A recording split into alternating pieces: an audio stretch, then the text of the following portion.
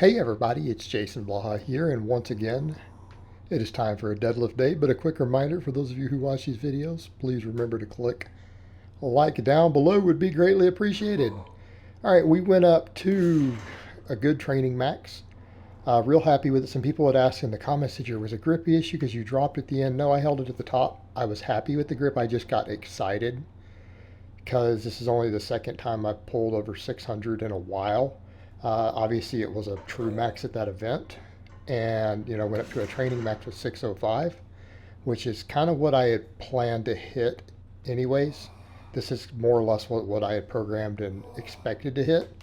So it went good. I got a little excited. Notice I didn't do that at the event, but I do need to not get in that habit of dropping it on the way back down. I just got, again, a little psyched up, happy with it, but the grip was holding just fine. Grip held all the way through the 5x10. Something I'm going to do, I do too much training volume. I'm going to be honest with you guys, even my clients laugh. As a coach, a lot of coaches don't always do for themselves what they do for their clients. I have a bad habit of doing more training volume than I would ever program for a client who's paying me, ever. And it's a bad flaw in what I do. I do need to reel my volumes in a little bit. I've already looked closely at where I need to put what, particularly while I'm cutting, so that I can make progress on this cut. And yeah, there's certain places I need to trim volume out. I do too much pressing volume in general. It's part of it. So things like deadlift days are going to be true deadlift accessory. Squat days are going to be true squat accessory. Now, there's still going to be overlap. Right, there's going to be overlap. Some posterior chain and low back is going to get worked on the squat days. Some quads get worked on the deadlift days. In fact, my quads would probably grow from all this deadlifting. People don't realize the deadlift is a quad exercise. I did 6 work sets. I did a training max and then 5x10. I felt my quads. They got worked. But it's posterior chain dominant, right? Posterior chain dominant. Same thing. I'm going to probably trim my pressing and pulling down to maybe just axle bar rows for 10 sets a week. 5 on each upper day, and maybe just do bench and on the bench day and incline on the incline, and then tricep work and stuff, and a little bit of delt work. I'm thinking of maybe upright rows. All right, of course, arm work in there, but overall, my volume's got to come down a little bit. But again, we need to keep it big and basic, and we need to pick the exercises carefully.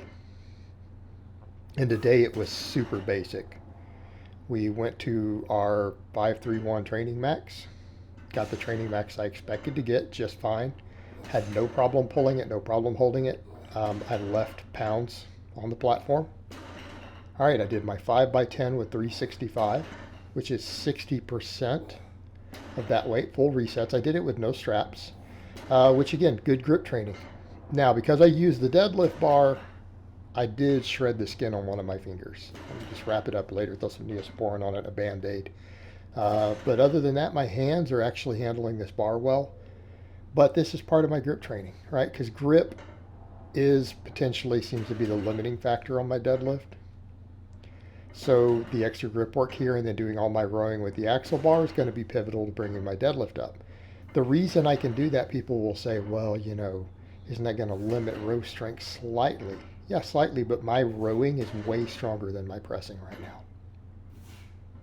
Context. I can axle bar row for work sets more than I can bench for the same work sets. My 5x10 on an axle bar, row, strict pen lay row with an axle bar, is still higher than I can 5x10 bench. So I'm not worried about a strength imbalance. My back will still grow from it. So today is basic. 5x10 deadlift. 5x10 glute ham raise. Again, at the hardest setting I can get 10s with. And these were hard, right? Because I go all the way down, now get a hyperextension. 5x10 on the reverse hyper, and then 5x10 neck extensions. So 4 exercises, 5 sets of each.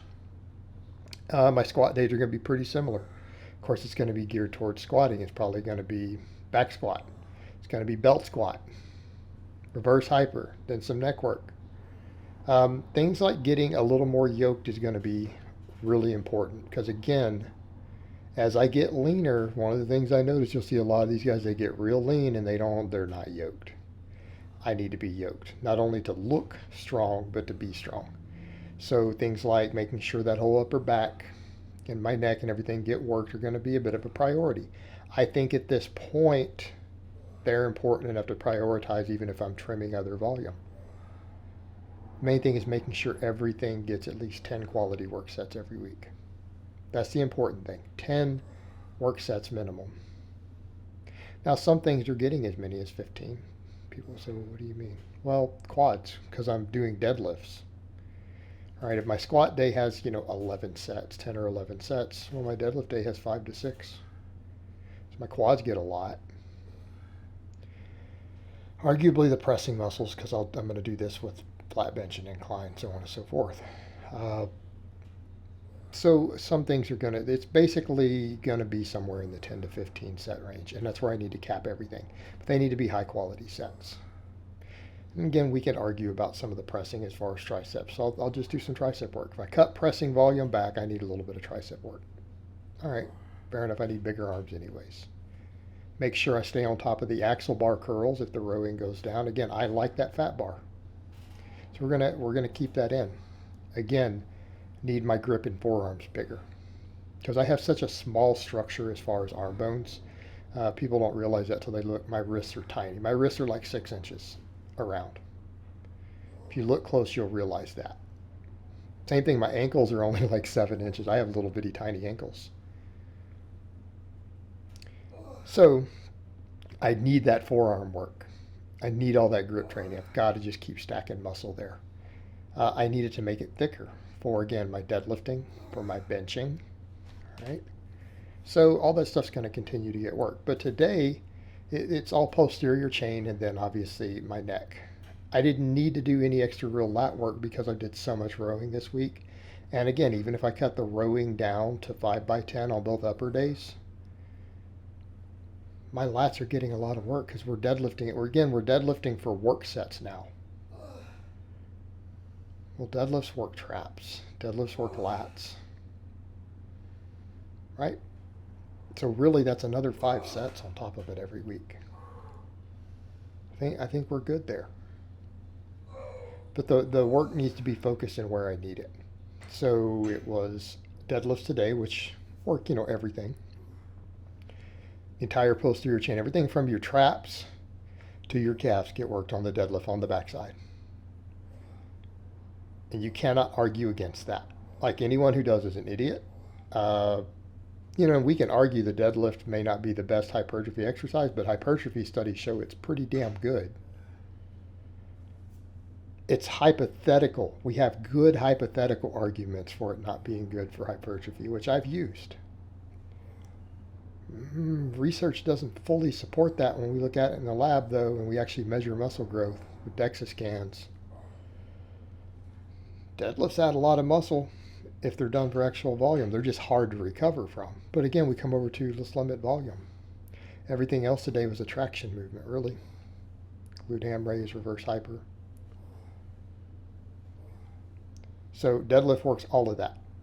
It works grip, works everything between your traps to your calves. Deadlifts will make your calves grow if you do volume. And we did volume. Ramps to a training max and did 5x10. That's volume.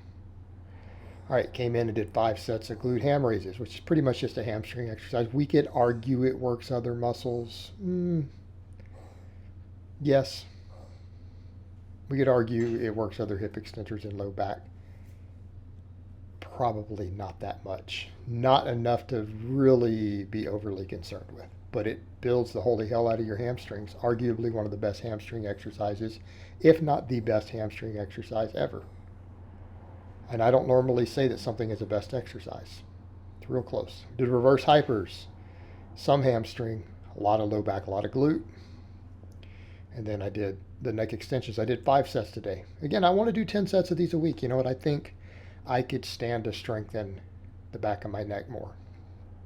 Right? I think I could stand to strengthen those extensors. Again, it might help with my deadlifting. Might help with my squatting. And again, it just helps get everything yoked. It probably does work traps to some extent to do this also. Okay, so 10 sets. So we'll do 5 sets both days. Tack it on at the end. Easy to recover from. Then I'm not doing it on off days, so I can actually rest and just do conditioning or plyos and abs and stuff. So again, finished up with 5 sets of 10 on this, which is the most I've generally done. I don't ever go over 3 sets in a day. So again, happy with it. And again, I think the 10 sets a week here, perfect volume. So very, very happy with today's workout. Very happy with rethinking through my volume and not being an idiot and thinking like a coach, thinking the way that when people pay me to get them elite. And my numbers are elite at this point, and you can't deny that. Uh, Thinking the way that I program my lifters. I need to get into that habit. I need to get into that habit. So I hope it's been informative, and I will talk to you guys next time.